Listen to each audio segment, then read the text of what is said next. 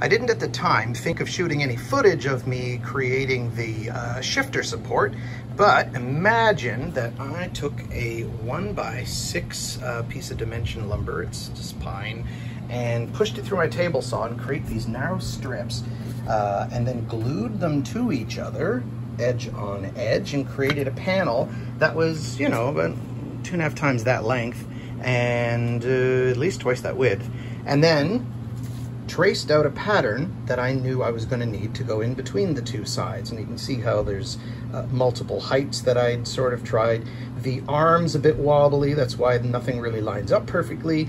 And in that spirit, I decided just drill the top 2 holes, and then I traced the additional holes onto the bottom of the board and then drilled those extra holes, and then boom, I was done. I probably should have put some kind of finishing on the board, but I didn't.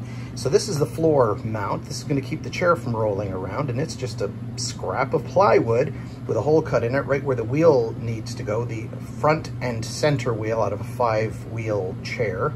I think it'll be sufficiently secure, and if not, I'll just build a second one of these and mount one to each. Because this thing has rubber feet, there's just enough room under the edge here for me to stick that little piece of wood.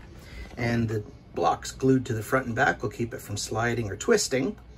I'm gluing this on right now, and once I have the thing in place, I'm going to figure out exactly where the other one needs to go, glue that, and that will hold it securely in place so my chair doesn't scoot back when I hit the brakes.